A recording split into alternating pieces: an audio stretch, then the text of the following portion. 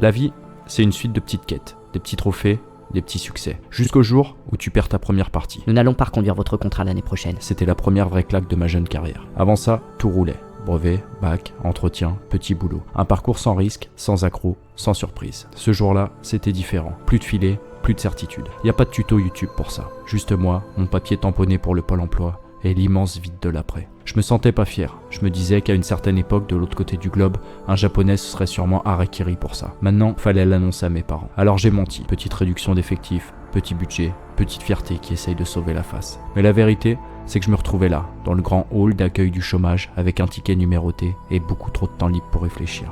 Au début, c'était même agréable. Rester au lit, regarder des documentaires obscurs, fumer des joints, faire la fête, faire ce que je voulais, quand je le voulais. Mais très vite, la vraie question est arrivée. Qu'est-ce que je fais maintenant ? Je me suis dit que c'était l'occasion de rebondir vers un boulot dans lequel je pourrais m'épanouir, un truc qui me plairait vraiment. Alors j'ai postulé à plein d'offres, j'ai attendu, j'ai repostulé, j'ai rafraîchi mes mails comme un toxico en manque de notifications. Mais rien, le néant. Mes droits au chômage fondaient plus vite qu'un Mr Freeze en plein désert. La réalité des diplômes et de l'expérience me revenait à la gueule comme un foutu boomerang. Alors j'ai fait ce que tout mec perdu fait à un moment de sa vie.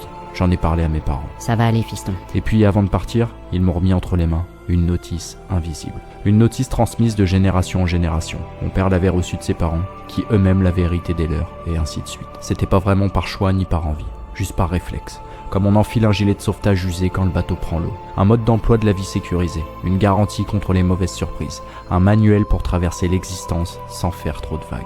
Moi, je l'ai prise du bout des doigts et je l'ai planquée tout au fond d'un tiroir. Je me suis juré de jamais l'ouvrir. Je voulais trouver autre chose, un truc à moi. Et petit à petit, la notice a commencé à peser. Juste là dans le tiroir, à me rappeler qu'il existait un chemin beaucoup plus simple.